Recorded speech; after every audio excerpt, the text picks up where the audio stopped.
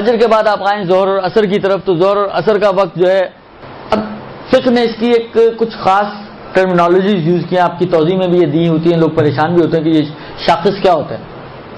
شاخص سمجھے ایک پیمانے کو بولتے ہیں، مثلا فرض کریں یہ ایک لکڑی ہو، درست، اس لکڑی کے ذریعے آپ ٹائم کو پہچانتی ہیں۔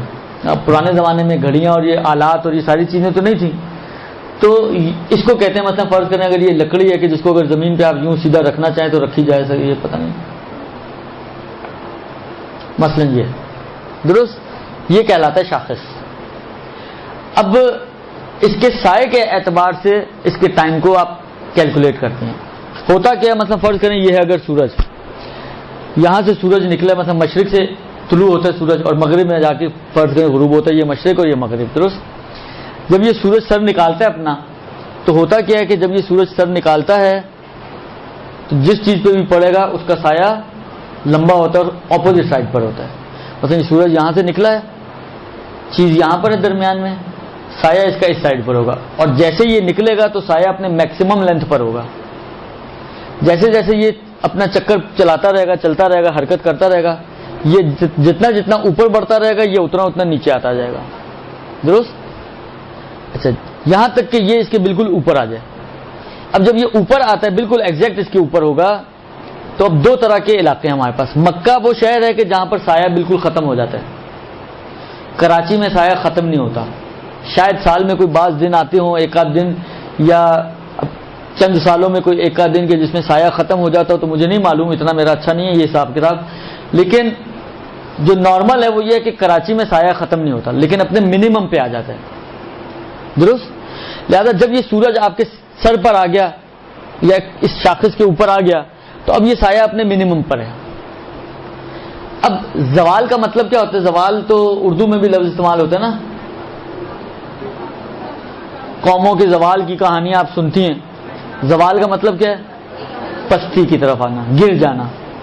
اب یہ سورج جو چڑھتا چڑھتا چڑھتا اپنے میکسیمم تک پہنچا، اب یہ گرنا شروع ہوتا ہے دوبارہ، درست، یہ ہے زوال۔ جب یہ گرنا شروع ہوتا ہے تو یہ زوال ہے۔ اب جب یہ گرنا شروع ہوتا ہے، اب سایہ اپوزٹ سائڈ میں بڑھنا شروع ہوگا۔ بس یہ جیسے ہی تھوڑی سی حرکت کر کے گرا تو یہ گرنا یہ ہے اول زوال، درست۔ اور اس میں کیا ہوگا؟ سایہ پھر اس کے اپوزٹ سائڈ میں پھر پہلے بڑے سے چھوٹا ہونا شروع ہوگا، اب دوبارہ چھوٹے سے بڑا ہونا شروع ہوتا ہے۔ یہ جب سورج اس کے اوپر سے گزر کے ڈھلنا شروع ہوتا ہے، جو بالکل پہلا سٹیپ ہے ڈھلنے کا، وہ ہے اول زوال، اور یہاں سے آپ کی ابتدا سے لے کر اتنی دیر کے 4 رکعت نماز ظہر آپ پڑھ سکیں، یہ نماز ظہر کا وقت۔ اب آپ دیکھیں، مثلا فرض کریں ابھی جو ہم نے مثال بنائی ہے، مثلا یہ وقت زوال ہے۔ زوال کا مطلب کیا ہو گیا؟ اول وقت ظہر، درست۔ اب یہاں سے لے کے فرض کریں یہ ٹائم آپ کا، یہاں پر سورج غروب ہو رہا ہے، غروب آفتاب،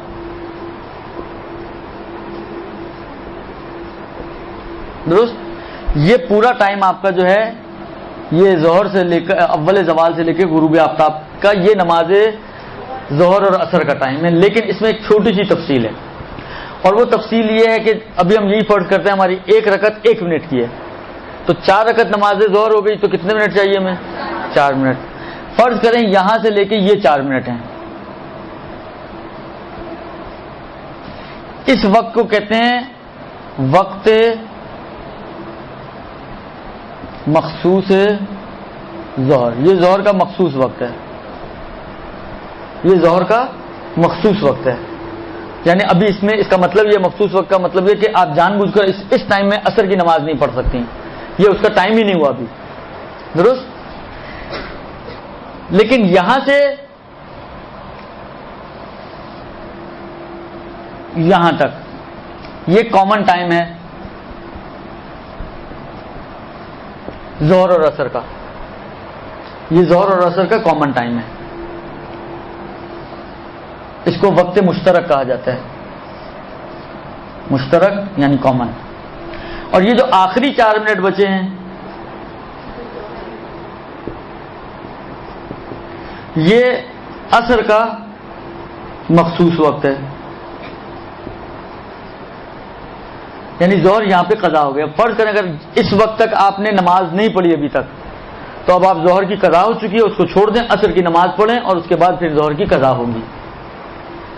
یہ کامن ٹائم، یہ مخصوص ظہر کا، یہ مخصوص عصر کا. یہی تفصیل بعینہ ہی مغرب اور عشاء میں بھی ہے کہ جو بھی مغرب کی ابتدا اور انتہا ہے، ابتدائی 3 منٹ مغرب کا مخصوص وقت، آخری 4 منٹ عشاء کا مخصوص وقت، اور یہ درمیان کا وقت کامن ہے.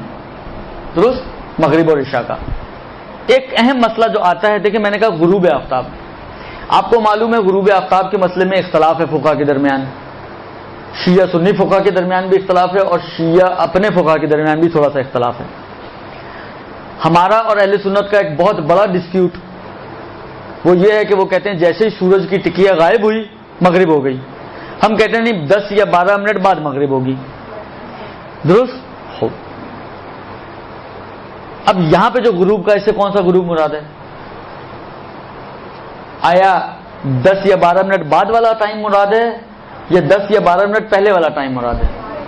اس کا فرق کہاں پڑتا ہے؟ فرق یہ پڑتا ہے کہ یہاں تک اگر فرض کریں ہم کہیں کہ 10 منٹ پہلے والا غروب، درست، تو اس کا مطلب یہ ہے کہ اگر 10 منٹ پہلے والے غروب ہو گیا تو نماز آپ کی قضا ہو گئی. اگر ابھی تک آپ نے نہیں پڑھی تو اب آپ کو پڑھنا فوری واجب نہیں ہے. لیکن اگر میں کہوں کہ نہیں 10 منٹ بعد والا غروب، تو اس کا مطلب ہے ابھی 10 منٹ آپ کے پاس نماز کے لیے ہیں تو آپ اپنی نماز ابھی پڑھ سکتی ہیں. تو یہاں کون سا غروب مراد ہے؟ یہاں پر مراد دونوں ہیں.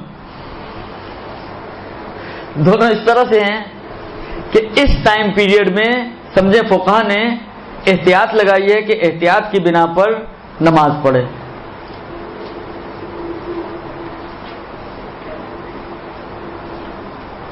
یعنی اس ٹائم تک اگر ابھی اس نے نماز نہیں پڑھی تو یہ آخری جو 10 منٹ بچے ہیں اس میں بعض فقہا کی، البتہ سب کی نہیں ہے، بعض فقہا کی احتیاط ہے، لیکن احتیاطی پہلو ہے، اس لیے میں اس کو احتیاطی اعتبار سے، سب کے اعتبار سے بتا رہا ہوں کہ سب کی نظر میں اگر یہ آپ احتیاط کریں تو کوئی بری نہیں ہے کہ اس 10 منٹ میں جو آخری بچ گئے اگر اس وقت تک ابھی آپ نے نماز نہیں پڑھی تو احتیاط یہ ہے کہ آپ اپنی اس نماز کو کہ جو ابھی نہیں پڑھی ادا اور قضا کی نیت کے بغیر اس ٹائم میں، یعنی آپ یہ نہ سوچیں کہ اب تو چلو گئی کل پڑھ لوں گی، یہ نہ سوچیں. یعنی اس احتیاط کا مطلب یہ ہے کہ یہ نہ سوچیں کہ چلو اب تو گئی کل پڑھ لوں گی، پرسوں پڑھ لوں گی، نہیں، بلکہ سمجھیں کہ ابھی وقت ہے اور بھاگ کے جائیں، وضو کریں اور اس 10 منٹ کے اندر اندر اپنی نمازوں کو ادا اور قضا کی نیت کے بغیر انجام دے دیں.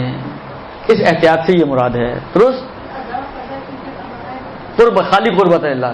4 رکعت نماز پڑھتی ہوں قربت، مثلا ظہر کی قربتاً الی اللہ، 4 رکعت نماز پڑھتی ہوں عصر کی قربتاً الی اللہ. نہ کہیں ادا واجب نہ کہیں قضا واجب، کیونکہ ابھی معلوم نہیں ہے کہ ادا ہے یا قضا ہے. کیونکہ اگر معیار یہ تھا تو قضا ہو چکی ہے، اگر معیار یہ ہے تو ادا ہے. اور کیونکہ اس میں بھی خود فقہا کی احتیاط ہے. احتیاط کا مطلب یہ ہے کہ وہ خود ڈاؤٹ میں ہے، تو جب خود ڈاؤٹ میں ہے جب ان کے لیے کلیئر نہیں ہے تو ہم تو ویسے ہی مقلد لوگ ہیں. درست؟ تو ہمارے لیے بھی کلیئر نہیں ہے. جب کلیئر نہیں ہے اس لیے امکان ہے کہ ادا ہو، امکان ہے کہ قضا ہو، لہذا اپنا ادا کی نیت کریں نہ قضا کی نیت کریں. آپ صرف قربتاً الی اللہ کی نیت سے ان 4 رکعت 2 نمازوں کو ظہر اور عصر کے نام سے انجام دینے ہیں. اب جہاں کی بھی ہوگی وہ فرشتے خود ہی ایڈجسٹ کر دیں گے، آپ کو پریشان ہونے کی ضرورت نہیں ہے. آپ پریشان نہ ہو کہ میری یہ نماز کہاں گئی ہوگی، ادا میں گئی ہوگی یا قضا میں گئی ہوگی.